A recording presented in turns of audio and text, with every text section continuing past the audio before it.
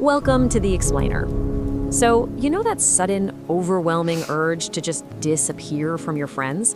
Like to ghost your entire social circle for a week and just sit in a dark room doing absolutely nothing? Well, if you've ever felt that way, you are definitely in the right place. Today, we're diving deep into the psychology of people who ghost their own lives and exploring why you actually have a profound, wired-in need to hit that reset button. Picture this, okay? It's Friday evening. Your phone buzzes on the table. You look down and it's a perfectly nice invitation from a friend. But instead of feeling excited, you get this sudden, heavy surge of dread right in the pit of your stomach. You find yourself instantly crafting some excuse, canceling your plans, closing the curtains, and basically ghosting your own social life for the weekend. Look, if you've ever felt a deep pang of guilt because you find way more joy in a quiet Saturday alone than in a crowded room with friends, I want you to just take a deep breath. Because here is the absolutely crucial takeaway.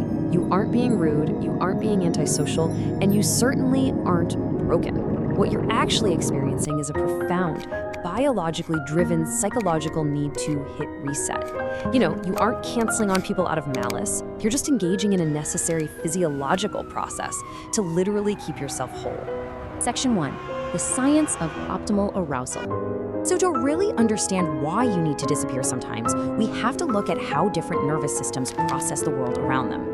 Psychologists actually frame this difference using something called optimal arousal theory. Think of it kind of like a spice tolerance, but for your brain stimulation.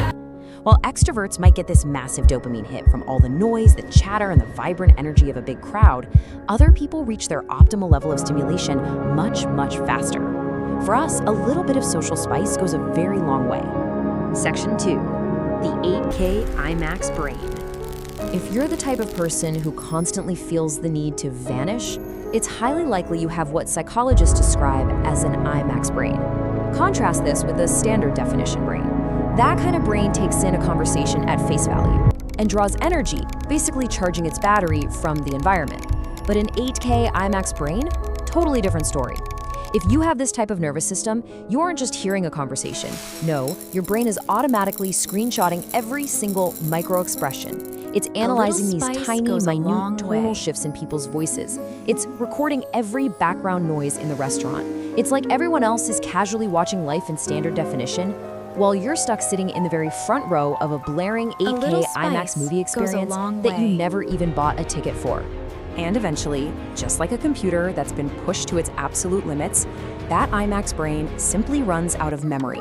Your system gets totally overloaded, and you just need to go home to defragment. Chosen solitude is often the literal only charger that works for this kind of intensely overstimulated nervous system. When you're sitting alone in a quiet room, you are actually rebalancing your dopamine so your brain can finally just stop screaming. Section 3. Unmasking and territorial comfort. Now, this biological overload plays right into the heavy sociological toll of simply existing out in the world. For a lot of us, this strong urge to disappear is actually a desperate need for a break from performing. Out in the world, we often wear what sociologists call masks. We put these personas on to control how other people perceive us. We force a smile when we're exhausted. We force ourselves into small talk that honestly feels like chewing on cardboard. And we're constantly managing everyone else's emotional temperature just to keep pace. Let me tell you, it is an incredibly heavy lift. But inside your own home, the mask finally comes off. Psychologists call this specific feeling of relief territorial comfort. Your home isn't just, a building with 4 walls and a roof. It's a sacred sanctuary where the world finally stops demanding something from you. When you ghost your life to just stay inside, you aren't being lazy or doing nothing. You're allowing your highly taxed nervous system to downshift and actually recover from the intense cost of all that emotional labor. Section 4. Childhood roots of ghosting. So we have to ask, where does this intense reflex to read rooms and then just completely disappear actually come from? Well, if we look at the timeline here, you'll see it very often starts in childhood. First, many people who ghost their lives grew up as a latchkey kid, or they were parentified. That means you had to be the responsible one really early on, fixing everybody's problems and basically learning that the world is unpredictable and your own needs inherently come second. Because of that, you became an absolute master at reading the room and anticipating crises way before they even happened. It became your superpower. But here's the catch. Now, as an adult, that superpower comes with a massive price tag, and that is a bone-deep tiredness that you carry around with you every single day. Ghosting your life, therefore, is often literally the only way your inner child knows how to wave a white flag and say, I just can't hold it all together anymore. The urge to vanish is this deeply ingrained survival adaptation. It's a protective reflex from your youth that honestly just hasn't quite realized you are an adult now and that you are finally safe. Section 5, reframing solitude as oxygen.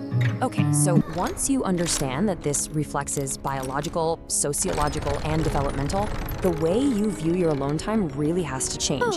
If you're currently in a phase of life where silence feels like oxygen, Did it stop? please stop Seems like it. apologizing for it. You need to know that by staying in, you I are saw not missing something, out on anything. like a light. Instead, you're intentionally nothing, opting honey. out of a Just system go that back to simply bed. wasn't designed But for it was depth real. and quiet.